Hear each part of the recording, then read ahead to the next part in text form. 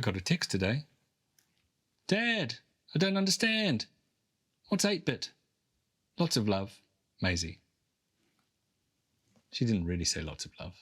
I added that bit in.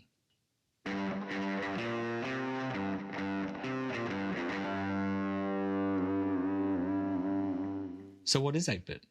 Well, 8-bit refers to what's known as bit depth, and bit depth is the colour precision of a digital image. You don't have to understand what a bit is. It's a computer thing.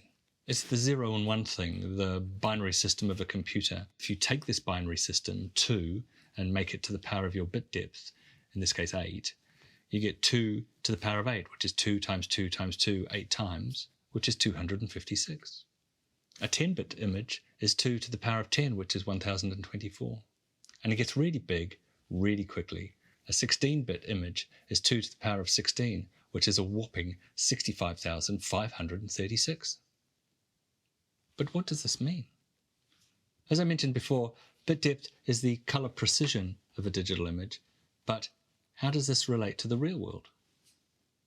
What I like to do is break it down and think of it in terms of shades of grey. Bear with me. Imagine your image as a staircase from black to white.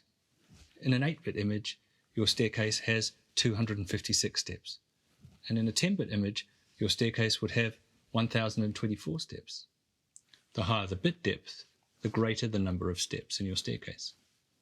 Now imagine you're colour grading your 8-bit image.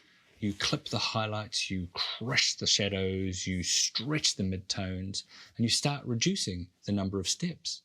Very soon you have a lot less than 256. Your image starts to quickly deteriorate and you end up with artifacts such as posterization and banding. Working in a higher bit depth adds a lot more steps to your staircase and allows much greater image manipulation before the image starts falling apart. Even if you're working in higher bit depths, it's often useful to think in terms of 8-bit. It's easier to conceptualize 256 steps in your staircase than imagine 65,536.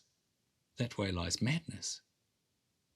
Now it's worth noting that most professional digital cinema cameras shoot at 12 or 14-bit, and you'd be remiss not to shoot at these higher bit depths if you can. However, most DSLRs still shoot internally at 8-bit, and if you expose well and you white balance correctly and you're not doing too much heavy lifting in post, then 8-bit can be fine. This video was shot on 8-bit. Anyway, Maisie, I hope this helps. Lots of love, Dad.